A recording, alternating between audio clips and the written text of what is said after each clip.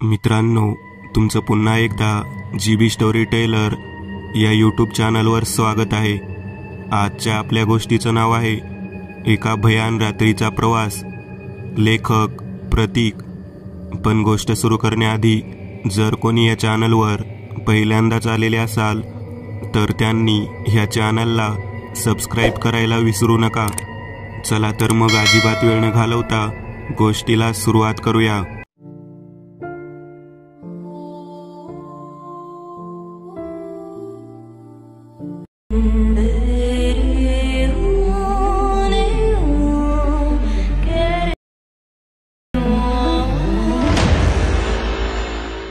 तर हा सुद्धा एक मला आलेला भयानक सत्य अनुभव मी मांडत आहे। गोष्ट आहे अंदाजे 5-1 वर्षापूर्वीची। नुकताच उन्हाळा संपून मस्त पावसाळ्याचे आगमन होणार होते। मस्त उन्हाळा यासाठी म्हटले की माझ्यासारख्या कोकणी माणसाला उन्हाळा हाच ऋतू छान वाटतो।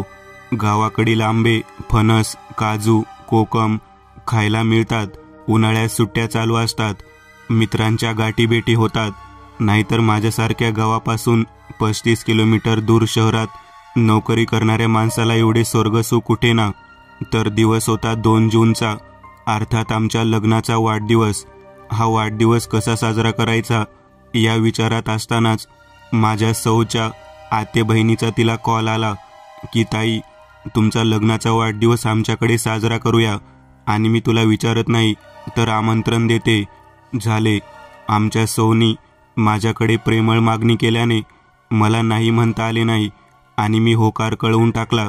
आता प्रश्न तो त्यांच्या घरी जायचा, जे चिपळुणातील 50 किलोमीटर अंतरावर मुंबई गोवा हायवेपासून आत 15 किलोमीटरवर वसलेले आहे। मी खाजगी कंपनीत नोकरीला असल्याने 8 तासांची शिफ्ट ड्युटी असायची आणि त्यात एक जण सुट्टीवर असल्याने आम्हा दोघांना 12 तास ड्युटी लागली होती। माझी सकाळची 7 वाजल्यापासून संध्याकाळी 7 वाजेपर्यंत शिफ्ट असल्याने मला घरी यायला 7:30 तरी होतील आणि त्यानंतर जर सौच्या आत्तेकडे जायचं म्हणजे आवरून निघायला रात्री 8 वाजतील आणि 50 किमी अंतर बाईकवरून पोहोचायला किमान 9:30। हा सगळा हिशोब मनाशी जुळवत ड्युटीला निघायची तयारी केली। सौना सांगितले की आपल्याला पोहोचायला रात्री 9:30 होतील, आधीच सांगून ठेव। आणि मी निघालो। माझ्या रूमपासून कंपनी तशी 15 किमीवर। संध्याकाळी लवकर यायला हवे म्हणून बाईक घेऊन मी सावकाश निघालो, कारण बारीक पावसाला सुरुवात झाली होती। या सगळ्या गडबडीत निघायला थोडासा उशीरच झाला, हे मनगटी घड्याळ दर्शवित होतेच। जाताना मुंबई गोवा हायवेचा पूर्ण प्रवास होता आणि कंपनी सुद्धा हायवे लगतच। संध्याकाळचे प्लॅनिंग करत सवतसडा धबधबा सोडला आणि परशुराम घाटाला लागलो। बारीक पाऊस जाणवत असल्याने डोळ्यात थेंब जाऊ नये यासाठी घरीच असलेला उन्हाळ्यातील काळा गॉगल चढवला होता आणि रेनकोट सोबतच्या पिशवीत होता। पाऊस धड मोठाही नव्हे आणि रिमझिमही नव्हे, तर कोट घालावा की नाही या विचारातच सावकाश कूच करत होतो। आज जीवापाड बायकिंगची आवड असणारा मी आणि कधीही घाटात सुद्धा 60 किमी प्रति तासच्याहून कमी वेगाने गाडी न चालवणारा मी आज मात्र कसल्याशा विचारात हरवून सावकाश चाललो होतो। घाट सुरू होताना पहिले वळण आले। वळण घ्यायच्या प्रयत्नात असताना मी हँडल वळवत होतो, पण गाडी काही वळण घेईना। हळूहळू लक्षात आले की बाईकच्या हँडलचं कोन सेट गेल्याने हँडल वळवण्यासाठी जड जात होते। अजून थोडा प्रयत्न केला आणि जे नको व्हायला हवे होते ते झाले। त्यात भरीसभर म्हणून की काय, रस्त्यावर ऑइल सांडलेले होते। जे मी काळा गॉगल घातला असल्याने मला पावसाने ओलाचिंब झालेला रस्ता संपूर्णपणे काळा जाणवत होता। त्यात दिसले नाही आणि इतका वेळ ना वळणारी गाडी अचानक अपेक्षेपेक्षा जास्त वळल्याने गाडी रस्त्यावर स्लिप झाली। मी सरळ आडवा पडलो आणि माझी प्राणप्रिय गाडी ती रस्त्यावर आडवी पडून घसरत पुढे चालली होती।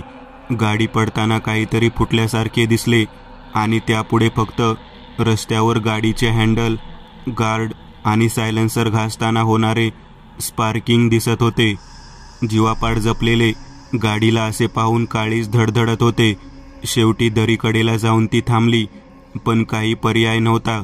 हे पाहून होते न होते तोच दुसरीकडे लक्ष गेलं तर काय, समोरून येणारा मोठा कंटेनर माझ्यापासून 30 फूट उतारावर ब्रेक लावायचा आटोकाट प्रयत्न करत होता आणि त्या उतारावर सांडलेले ऑइल माझी मजा पाहत होते. म्हटले आता सगळे संपले. मेंदू काम करायचा बंद झाला. डोळ्यासमोरून सौचा चेहरा तरळून गेला. संध्याकाळी लवकर ये असे उभे राहून मला निरोप देताना तिचा चेहरा अंतिम पाहिला असं वाटू लागले आणि मी डोळे मिटून घेतले. कर्कच आवाज करून जेव्हा आवाज बंद झाला त्यानंतर काही सेकंदाने डोळे उघडले. समोर 5 फूट अंतरावर कंटेनरची समोरची चाके दिसत होती. मी पूर्ण डोळे उघडले. त्या कंटेनरचा ड्रायव्हर हात जोडून वरती पाहत होता. मध्येच डोळ्यावर हात ठेवत होता. जणू काही देवाने अगदी शेवटच्या क्षणी आपला निर्णय बदलला होता. तेवढ्यात माझ्या मागून आलेले 2 बाईक स्वार आपल्या गाडीवरून उतरले आणि मला उचलून बाजूला घेतले व कुठे लागले का पाहू लागले. मी मात्र वेड्यासारखं माझ्या गाडीकडे जाऊ लागलो आणि गाडीजवळ पोहोचल्यानंतर गाडीच्या चौफेर फिरून कुठे गाडीला कितपत लागले याचा आदमास घेऊ लागलो. माझा असा विक्षिप्तपणा पाहून ते दोघे मला समजूत काढू लागले. अरे भाऊ, गाडी सोड, तुझा जीव वाचला हे महत्वाचे. गाड्या अशा किती येतील रे. मी मात्र गाडी पडताना काय फुटले होते याचाच अंदाज घेत होतो. त्यांनी माझे हातपाय सगळे हलवून तपासले. मला कुठे काही त्रास होतोय का चेक केले. पाणी प्यायला दिले आणि डॉक्टरकडे जाऊया का असे विचारले. मी मात्र मला काहीच झाले नाही, मी ठीक आहे असे सांगितले. पण रस्त्यावर पडताना खांदा आणि कोपर या 2 गोष्टी घासल्या गेल्याने शर्ट त्या ठिकाणी फाटला गेला होता आणि हे त्यांच्या नजरेतून निसटले नव्हते. शेवटी मी ड्युटीला जातो सांगितल्यानंतर मात्र त्यांच्या रागाचा बाण फुटला. आम्ही तुझी विचारपूस करतोय आणि तू तुझ्या गाडीकडे जास्त लक्ष देतोय. डॉक्टरकडे नेऊ का विचारले तर कंपनी जातोय सांगतोय. आम्ही तुला घरी सोडतो, निमूटपणे घरी चल. झाले. मी त्यांना विनंती केली की मी घरी जातो, मी पूर्ण ठीक आहे असे म्हणून कामावर मी येऊ शकत नाही असे सांगून टाकले आणि घराकडे निघालो. गाडीवर बसायला सुद्धा भीती वाटत होती आणि गाडीवर बसल्यावर कळले की मगाशी जे फुटले होते तो गाडीचा डाव्या कुशीवर पडताना डाव्या बाजूचा आरसा फुटला होता आणि गार्ड वाकले गेले होते. मी गाडीचे काम आधीच करून का नाही घेतले याचा दोष स्वतःलाच देत मी घरी पोहोचलो. तोच सौ बाहेर आल्या. माझा खांदा आणि कोपऱ्यावर फाटलेला आणि ऑइल लागलेला शर्ट सगळे काही सांगून जात होता. तिने हंबरडा फोडला. तिला समजावले, मलम लावले आणि नंतर गाडीला मस्त धुवून काढले. दिवसभर आराम केला आणि संध्याकाळी मेहुणीचा कॉल आलाच. सकाळच्या प्रकरणाने माझीही काही जायची इच्छा उरली नव्हतीच. 5 वर्ष गाडी चालवत असताना असा प्रकार पहिल्यांदा माझ्यासोबत घडला होता. मनातून खूप हादरलो होतो. अगदी गाडीवर बसायची सुद्धा भीती वाटत होती. सौने काय करायचं असं विचारल्यावर तिचा चेहरा पाहून मी हो येऊ असं कळवायला सांगितले. सौचा चेहरा थोडा उजळला. संध्याकाळी 6लाच निघालो. यावेळी जाताना प्लेजर स्कूटीने जाऊया असे ठरवले. मला काही त्रास झाला तर किमान सौ चालवू शकेल हा त्यामागचा हेतू. आता ही स्कूटी सेकंड हँड, तिला नुकतीच गाडी चालवायला येते म्हणूनही आणि माझ्याच एका मित्राची विकायची होती म्हणून हात साफ करायला विकत घेतली होती. आम्ही निघालो. कोणी विचारले तर कामावरून लवकर घरी आल्याने लवकर येतोय असं सांगू असे ठरले. कारण अपघात वगैरे असे काही कळले तर सगळे चिंता करतील हा त्यामागचा हेतू होता. 8च्या सुमारास मागजण या गावापासून 10 किमी आत असणाऱ्या त्यांच्या गावी पोहोचलो. मस्त स्वागत वगैरे झाले. तशी आमच्या त्यांच्याकडे जाण्याची पहिलीच वेळ, त्यामुळे सगळेच आपुलकीने विचारपूस करत होते. सगळ्यांच्या भेटीगाठी झाल्या. एव्हाना रिमझिम सकाळपासून चालणाऱ्या पावसाने चांगला जोर धरला होता. वाढदिवस साजरा झाला. मस्त मांसाहारी बेत होता. जेवणे झाली. हे सगळे आटपेपर्यंत 11 वाजून गेले होते. गप्पा गोष्टी चालू झाल्या होत्या. मी नवीन म्हटल्यावर गप्पच होतो. सौ मात्र बहिणीजवळ आत्तेजवळ मन मोकळे करून घेत होत्या. त्यांच्या मनातून आम्हाला राहावयाचा विचार होता हे माझ्या आधी काही लक्षात आले नाही, कारण मी सौना आधीच रात्री परत यायचे या बोलीवरच पाहुणे जाण्यास होकार कळवला होता. शेवटी 11:30 नंतर मी चला निघूया अशी कुरकुर चालू केल्याने सौना नमते घ्यावे लागले. पण तिची आत्या आणि मामा काही ऐकेनात. इतक्या रात्री कुठे जाणार आणि तेही स्कूटीने. शेवटी मी सौना डोळे वटारले आणि सौ तयार झाल्या. तिच्या आत्याने तांदूळ वगैरे असे काही सामान बांधून दिले जे भिजू नये म्हणून. त्यावर प्लास्टिक लपेटून पॅक केले आणि समोर पायाखाली ठेवले. रेनकोट घालून आम्ही निघालो. सौ काहीशा नाराजच होत्या. पहिल्यांदा आलो तर राहायचं होतं वगैरे कुरबुर चालू होती. मी शांतच होतो. त्यांचं गाव सोडून 2 किमी पुढे आलो तर नुकत्याच सुरू झालेल्या वादळी पावसात एक झाड रस्त्यावर उन्मळून पडले होते. थोडेसे चुकचुकल्यासारखे झाले. मनात काहीशी भीतीची लहर गेली. सौना खाली उतरवले आणि बाजूच्या साईड पट्टीवरून कशी तरी गाडी पलीकडे नेली. जवळपास 30 किलोचे सामान गाडीवर होते. पुढे जाऊन सौना बसा गाडीवर सांगितले आणि गाडी चालू केली. पण 3-4 स्टार्टर मारूनही गाडी काही चालू होईना. शेवटी पुन्हा त्यांना खाली उतरायचा त्रास देऊन किक मारल्यावर गाडी चालू झाली. अहो, गाडी तर नेहमी पहिल्या स्टार्टरला स्टार्ट होते ना, मग आज असे का? मी काही बाई सांगून दुसरा विषय काढला. तोच थोडेसे पुढे जाऊन गाडी परत बंद पडली. यावेळी मात्र मला मनातून भीती वाटू लागली. परत फिरावे का असा विचार मनात येतो न येतो. तोच आपण परत जाऊया का असे सौने विचारले. आता इतके सांगून आलोय तर परत कसे जाणार असे म्हणून गाडीला स्टार्टर मारला आणि गाडी चालू झाली. सौ गाडीवर बसल्या. आम्ही सावकाश निघालो. सोसाट्याच्या वाऱ्याने घातलेले थैमान रस्त्यावर जाणवत होते. झाडांची पाने, आंबे, फांद्या सगळे काही रस्त्यावर पडले होते. त्यातून सावकाश वाट काढत आम्ही हायवेला पोहोचलो. पाऊस मी म्हणत होता. बस आता लगभग 40 किमी सरळ सोट हायवेवरून मार्गक्रमण करायचे होते. आतापर्यंत जंगलाच्या रस्त्याने आल्याने मनात आलेली भीती हायवेवर येऊन कुठच्या कुठे पळून गेली होती. रस्त्यावर तुरळक का होईना गाड्या दिसत होत्या. 20-25 किमी अंतर कापलं आणि सावर्डे गेले. थोडेसे गजबजलेले शहर आणि शेवटचे पेट्रोल पंप असलेले, कारण यानंतर पेट्रोल डायरेक्ट चिपळुणात.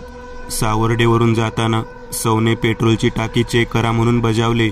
मी सुद्धा जाताना टाकी फुल केल्याने किमान 5 लिटर पेट्रोलची टाकी आणि 100 किमीचे मार्गक्रमण असा अंदाज धरून समोरच्या इंधन दर्शवणाऱ्या काट्यावर लक्ष टाकला. तोही 2-3 काड्या दाखवत होता.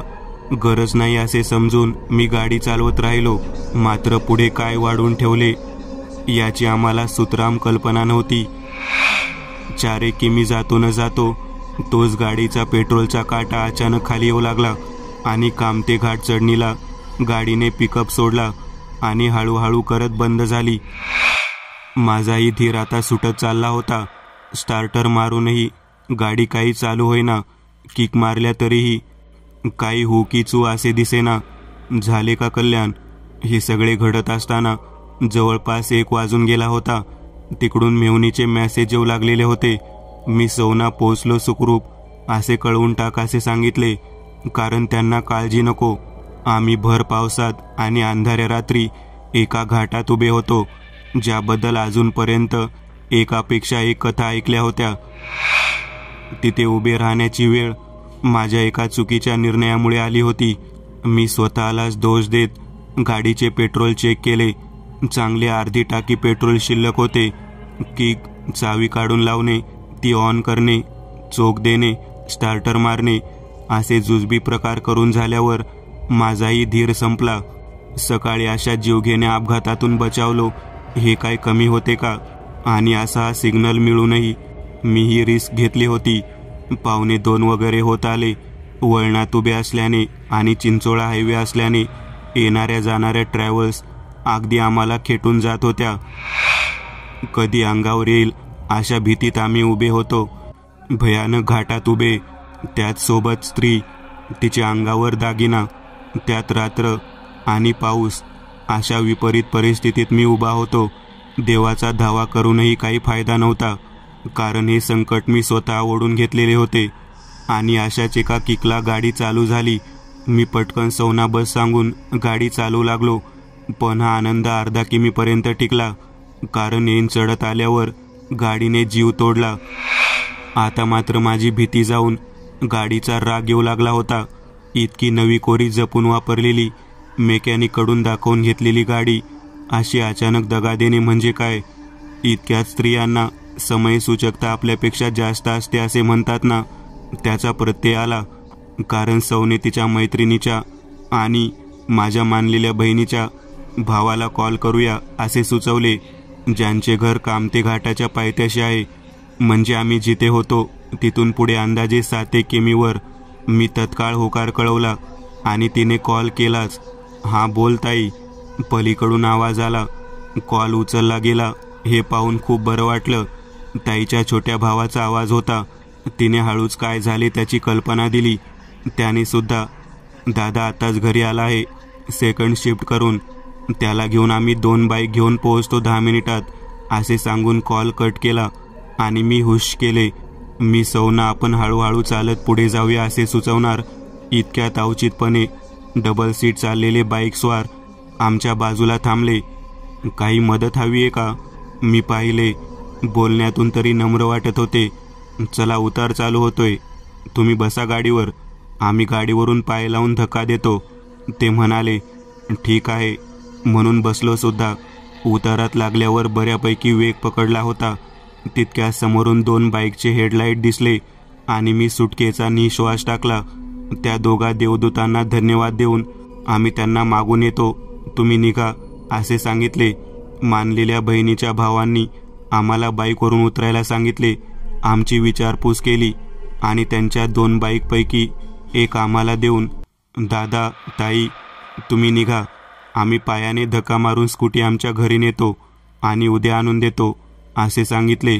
मी म्हटले आता आलाच आहात तर मिळूनच एकदम जाऊ, हळूहळू चल.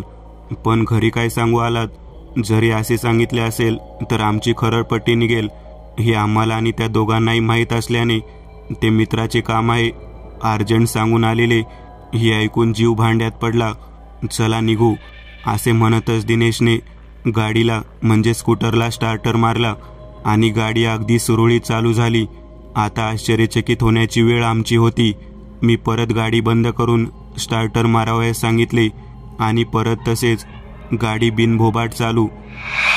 आता काही कळेना असे 3-4 वेळेस केल्यावर त्याने मला विचारले, दादा गाडी नक्की नीट चालू केली होती का? मला हसावे की रडावे काही कळेना. मी काही न बोलता, चला निघूया, तू पुढे हो, आम्ही मागून येतो असं सांगून दिनेशच्या छोट्या भावाला गाडीच्या मागून जाऊया असे सांगितले. आणि गाडी अगदी सुरळीत आमच्या रूमसमोर आणेपर्यंत अगदी शहाणीसारखी आली. जवळपास 2:30 वाजायला आले होते. मी त्या दोघांना आज इकडे राहावं अशी विनंती केली, पण घरी ठीकसे सांगून न आल्याने त्यांनी आमचा निरोप घेतला आणि ते गेले. आता मी गाडीकडे वळलो, चावी घेतली, चावी लावली आणि स्टार्टर मारला. गाडी एकदम छान चालू झाली आणि मी त्यानंतर 7 वेळेस स्टार्टर लावून पाहिले. अगदी प्रत्येक वेळेस गाडी पहिल्याच प्रयत्नात चालू होत होती आणि माझे डोके विचारात गुंतत होते. त्यानंतर मारलेल्या किकसुद्धा आरामात लागल्या होत्या आणि गाडी चालू होता होता माझ्याकडे पाहून खिदळत आहे असा भास होत होता. आम्ही दोघेही एकमेकांकडे पाहून विचारात हरवलो होतो. लग्नाचा वाढदिवस अगदी विचका झाला होता. कुलूप उघडले आणि घरी जाऊन फ्रेश झालो आणि झोपण्यास गेलो. सकाळी सौच्या आत्तेचा कॉलने जाग आली. पोहोचलात का व्यवस्थित? किती वाजता पोहोचलात? पाऊस होता का? सकाळी कॉल का नाही केलात? आणि काल अमावस्या होती म्हणून रात्रीचं जाऊ नका सांगत होतो, तरी जावई काही ऐकले नाहीत आणि गेलात. काळजी वाटत होती. आमच्या सौ धावत जाऊन कॅलेंडर पाहून आल्या आणि पाहतो तर काय, खरेच काल अमावस्या होती. दुसऱ्या दिवशी गाडी एका नामांकित मेकॅनिकाकडे घेऊन दाखवून आलो आणि त्याच्या हिशोबाने गाडी पूर्ण ओके होती. आता बोला. मित्रांनो, आज पुरतं एवढंच. तुम्हाला जर काही गोष्ट आवडली असेल तर नक्की लाईक करा तुमच्यापैकी बरेचसे जण व्हिडिओ लाईक न करताच पळून जातात, पण हा जर व्हिडिओ तुम्ही लाईक केला तर मला जरा बरं वाटेल आणि असेच भारी भारी व्हिडिओ बनवायची माझ्यात एनर्जी येईल. त्यामुळे नक्की लाईक करा आणि अजूनही कोणी या चॅनलला सबस्क्राईब केलेलं नसाल तर लगेच सबस्क्राईब करून टाका आणि बाजूची घंटी ती मात्र दाबायला विसरू नका. देवाची घंटी आहे ती. चला तर मग पुन्हा भेटूया अशीच एक आगळी वेगळी गोष्ट घेऊन पुढच्या